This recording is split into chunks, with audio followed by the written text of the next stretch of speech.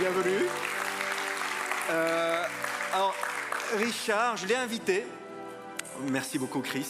Alors, Chris, bravo, c'est l'équipe TSE. C'est quelqu'un qui nous accompagne depuis le début du TEDx. Merci. Si tu veux bien. Alors, sachez que dans les TEDx, on a le droit, de temps en temps, pas fréquemment, de faire un format interview. D'accord ? On l'a eu dans l'histoire du TEDx.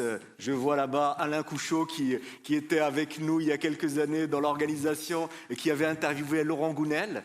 Et ben parfois, il y a des conférenciers ou il y a des intervenants qu'on aime bien avoir, et c'est le cas de Richard Federman. Et quand je l'ai invité, il m'a dit non. Ouais. Non. Ah bon, pourquoi ? Il me dit non, bah tu sais, moi, mon rôle, c'est de faire parler les autres. Moi, j'écoute, je ne parle pas. D'accord. Mais je dis non, on a besoin de ton témoignage.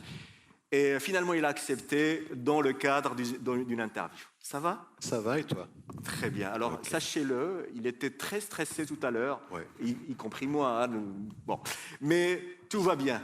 Est-ce que vous allez nous encourager ? Oui. Bravo. Bien. Super. Bravo, alors, on est entre nous, là. Là, tu peux te lâcher, c'est bon. Non, là, c'est fini. Alors, mon cher Richard, dis-moi, qu'est-ce que tu fais dans la vie ? Qu'est-ce que tu fais ici ? Qu'est-ce que tu fais ? Déjà, on est autour d'un cercle. Oui, et on est loin, hein, on a 1,50 m, on respecte. Toi, c'est vrai, on a cassé les angles. Ouais. Donc, on crée... dis-nous ce que tu fais dans la vie. Je suis journaliste nomade, je l'ai écrit. Donc, journaliste, c'est le titre que je me suis donné parce que je ne suis pas journaliste. Voilà, il faut donner des titres de notre société, avocat, médecin.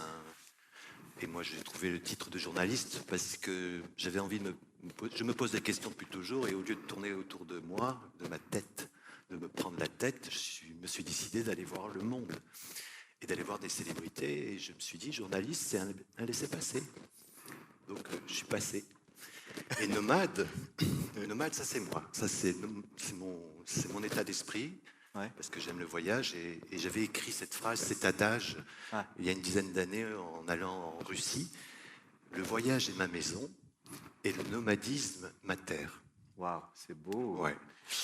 Alors, merci. Est-ce que tu as toujours fait ça ? Est-ce que journaliste nomade Oui, je me suis toujours posé des questions. Donc ça, c'est éternel.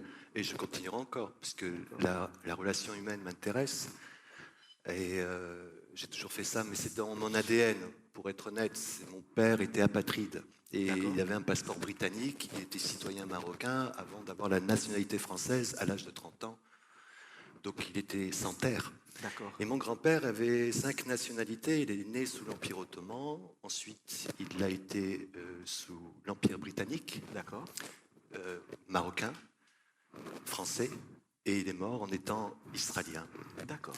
Donc 5 nationalités en moi, donc je suis voyageur, puisque j'ai refait tout le voyage du bassin méditerranéen. Donc ça, c'est pour le nomadisme. Et les grandes questions du monde, c'est le journalisme.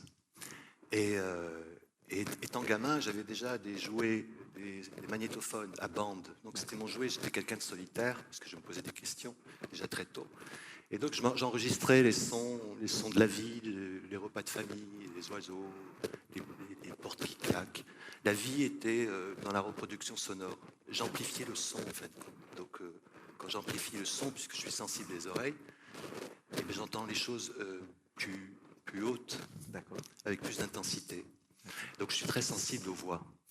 Et mon métier de journaliste nomade, c'est d'enregistrer des récits, de récolter des histoires, donc des récits de gens ordinaires qui nous racontent des histoires extraordinaires. Et ce qui est important, c'est l'intention et c'est la voix.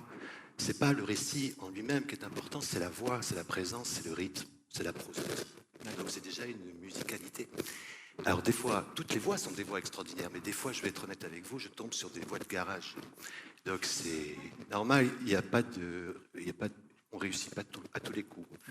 Et c'était pas mal la blague. Je regarde s'ils suivent. Hein.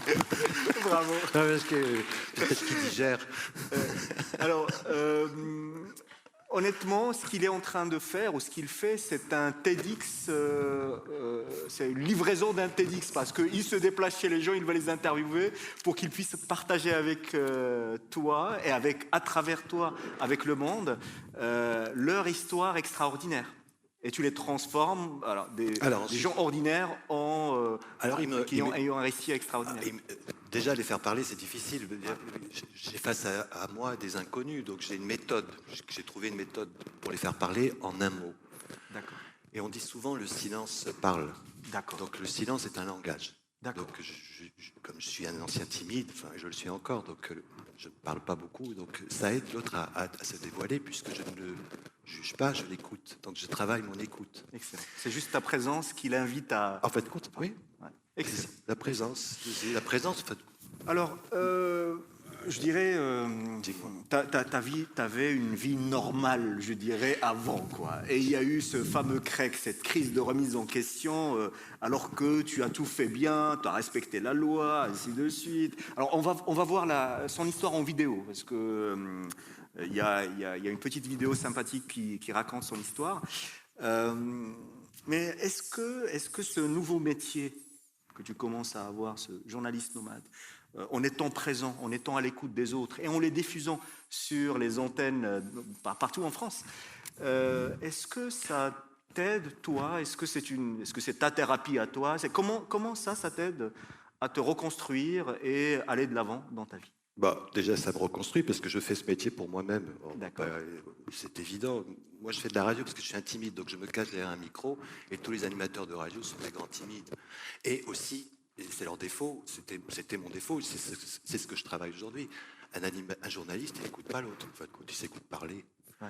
il n'écoute pas. J'ai remarqué, tous ceux qui travaillent dans le son, ils ne s'écoutent pas. Enfin, ils n'écoutent pas les autres, ils s'écoutent. D'accord. Donc c'est intéressant de voir à partir de ça, comment on agit sur l'autre. Et là, ça c'est ce qui m'intéresse. Donc je pratique le silence. Très bien. Ta question, c'était quoi? On va faire silence et on va voir ta vidéo. Oui, mais tu voulais que je parle de mon histoire? Rien. C'est la vidéo qui va le dire. On va pratiquer ce que tu nous invites à faire, le silence. Si vous voulez bien, la régie, est-ce qu'on peut voir la vidéo de Richard? Je me souviens de lui avoir dit dans les yeux que je ne pourrais plus revenir. Je venais alors, pour la dernière fois, de traverser la capitale à métro, emporté par ces longs tunnels. Je venais de perdre définitivement les droits de visite auprès de ma fille. Non, Yona, je ne pourrais plus revenir. Je traversais le pays pour la voir, clandestinement à travers les grilles de la cour de son école. Des entrevues de 15 minutes à peine. Des années durant, 15 minutes. J'aurais parcouru en tout quelques 40 000 kilomètres pour de si brèves escales. Si brèves, mais si précieuses. 40 000 kilomètres, c'est presque un tour de la Terre. 40 000 kilomètres. Alors que le jour semblait s'être couché à jamais, que l'espoir semblait s'être éloigné pour de bon, j'ai trouvé la force. Au lieu de me battre contre un mur, j'ai voulu comprendre les raisons de ma peine et de mon ignorance. Je suis donc parti sur les routes de France, saison après saison, pour rencontrer celles et ceux qui savent, les sages. Qu'ils soient philosophes, médecins, enseignants, écrivains, musiciens, chercheurs du beau et du bien. Ils m'ont tous apporté de précieuses clés de lecture, des concepts fins, lumineux, parfois poétiques, de véritables conseils de vie. Mais il me manque aujourd'hui encore un autre regard sur le monde. Il me faut vous rencontrer, vous. Sage ordinaire, porteur d'histoires extraordinaires. Pour vous rencontrer, j'ai troqué ma maison contre une habitation roulante. Un studio mobile avec un réel espace pensé et dédié à recevoir vos témoignages. De ville en ville, de rencontre en rencontre, je deviens journaliste nomade. Je viens à vous, micro tendu, accueillir vos récits pour faire éclore au monde la richesse que chacun porte en lui. Cette série de documentaires sonores donne de la voix à tous, même à ceux dont l'accord est resté muet. Je vous invite à prêter attention à qui s'est déjà confié. Henri, élu d'Hippocrate, égaré dans les montagnes d'Afghanistan et protégé par son guide. Patrick, qui est parti à la rencontre de l'assassin de ses parents au Rwanda pour lui pardonner. Michel, cet accordéoniste aveugle guidant les passants sur leur nouveau chemin. Noémie, qui a conçu tous ses enfants entre les tunnels de la SNCF. Autant de visages amis, de destins singuliers, précieux et si inspirants. Et ce n'est qu'un début, car le camion est en route. À votre tour de participer. Confiez-moi vos histoires. Parlez de ce beau projet autour de vous et aux radios amis. Partagez les épisodes audio avec vos proches ou prenez part au financement participatif de ce projet. Aidez-moi à faire de cette balade itinérante une merveilleuse histoire humaine. Mesdames et messieurs, la parole est ouverte et que l'aventure commence.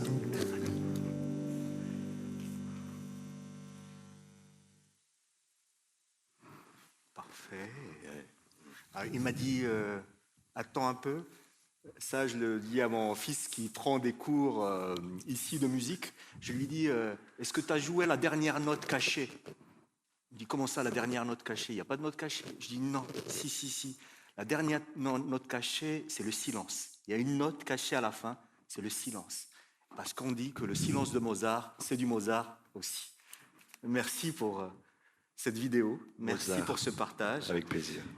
Alors, tu as interviewé dans ta première série ou émission Message de vie, en 2 mots, Message de vie, des gens connus, reconnus. Dans Voyage intérieur, c'est ça la deuxième? Alors, c'est Message de vie, c'est le titre que j'ai trouvé pour le générique. Message de vie, MES plus loin sage. Et ensuite, j'ai créé 2 émissions qui s'appellent Le Voyage intérieur. Oui. Ça, c'est la première avec des célébrités. Oui. Il fallait que je pose des questions existentielles importantes et que j'aille voir des... Ok, et les anonymes, c'est? Les anonymes, ça s'appelle Un autre monde. Un autre monde. Voilà, Ok, c'est un autre super. monde. Alors, si tu veux bien, dans Un autre monde et Message de vie, est-ce que Voyage parce que je demande toujours aux intervenants, donnez-nous les enseignements, partagez avec nous quels sont les enseignements importants de votre expérience. Oui. Alors, de ton histoire, on va prendre ton silence. Mais par contre, de tes rencontres, s'il y avait 3 enseignements clés, qu'est-ce que tu partagerais avec nous? Je commencerai par les plus importants. Ouais, Oui. Ils sont tous importants, mais les gens ordinaires. Oui. Les gens ordinaires, à 80%, ils me disent que mon histoire est pas intéressante, elle est ordinaire, elle n'intéressera personne. Alors que on a tous une histoire de vie. Je leur pose la question, une seule question. Je leur demande quel est l'événement qui a changé leur regard sur le monde, qui a changé ta vie aussi. Donc c'est pas simple. Et ils me disent non, mais rien. Bon, on n'est pas intéressant. Je dis mais vous êtes une personne ou vous êtes personne? Parce que dans c'est beau, personne, ça. tu sais, tu as 2 façons de l'exprimer. Oui. C'est comme, ça m'a fait réfléchir parce que c'est comme si j'arrivais sur une île déserte. Et arrivé sur une île déserte, l'île n'est plus déserte puisque je suis quelqu'un. Enfin, je suis là. Mais si tu penses que l'île est encore déserte pendant que tu es là, c'est que personne n'est arrivé. Ah, Okay. Elles m'ont apporté cette lumière d'existence. ouais.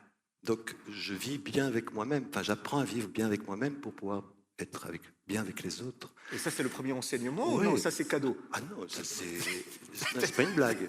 C'est quoi les 3 enseignements? Mais ça, c'est un déjà. Ah, parfait, Ah ben, très c'est déjà bien, pas mal. super. Bravo, bravo, D'accord. super. Ah ben, tu es pressé. Hein. Ouais. Et le deuxième, et le deuxième, c'est Marek Alter. Marek Alter, lui, raconte de très belles histoires quand il parle. Et des fois, on dit que la moitié est faux. Ouais. Mais il raconte tellement bien que j'y crois. Et quand tu as la bonne tonalité, la bonne présence, tout est vrai. Donc c'est très relatif, mais on a envie d'y croire. Et c'est toujours comme ça, de croire en de beaux récits, des récits. Hein. Ouais. Et il m'a dit, donne-moi un secret, dis-moi comment on fait parler les gens, enfin, comment je peux récolter des histoires authentiques. Il me dit, une histoire authentique, c'est quand on peut la raconter quand on l'a réglée, c'est-à-dire qu'elle est passée. On peut la donner aux autres, à l'humanité. On ne raconte que les histoires qu'on a réglées. Ouais.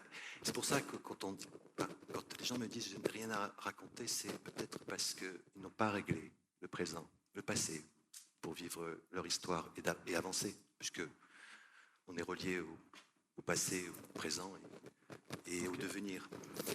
Et ça m'a beaucoup parlé. Donc ça, c'était une clé. Donc j'ai résolu des histoires, mes D'accord. propres histoires. Excellent. Ok, donc je ramène tout à moi. Hein. Ouais. Ça va. Et la troisième personne, c'était mon parrain, c'est Jean-Marie Pelt, c'est un biologiste, écologue, qui est décédé aujourd'hui. Et il m'a dit, le monde, on fait partie du monde, on n'est pas que des hommes. Enfin, il y a le monde minéral, végétal, animal, et il y a l'humain. Et on a la responsabilité de demain. Et j'ai pris conscience qu'on faisait partie d'un tout, pas comme un grand cercle. Et que tout était important, que le monde qui nous entoure était bien vivant, et qu'on a cette responsabilité de préserver et de le transmettre. Donc mes histoires et mes récits que je récolte, en fait, compte, c'est pour créer des mémoires sonores, une bibliothèque. On dit en Afrique aussi, quand quelqu'un meurt, c'est une bibliothèque qui brûle. D'accord. Donc, d'enregistrer ou enregistrer ces histoires, c'est un peu de laisser une trace de notre passage. C'est beau. Ouais. Merci, merci. Ça va? Alors, Ouais. mon cher Richard, le mot de la fin. Et on l'a appelé cette conférence Entendons-nous. Alors, on va tout de suite la modifier. On va recommencer le tout. Non, surtout pas. Il y a d'autres conférenciers aussi. Bon, pour la prochaine fois, on l'appellera Écoutons-nous. Parce que entendons-nous, on entend, mais on n'écoute pas. D'accord. Et Abdel Malik m'avait dit ça il y a quelques semaines. Il m'a dit il faut que tes mots soient plus forts que le silence, sinon il vaut mieux que tu te taises. D'accord. Et donc je reviens à ce que j'ai dit au début, il y a des silences qui parlent. Excellent. Merci beaucoup. Merci. Avec plaisir. Merci. Bravo. Bonne continuation. Ah oui, bonne continuation. Super.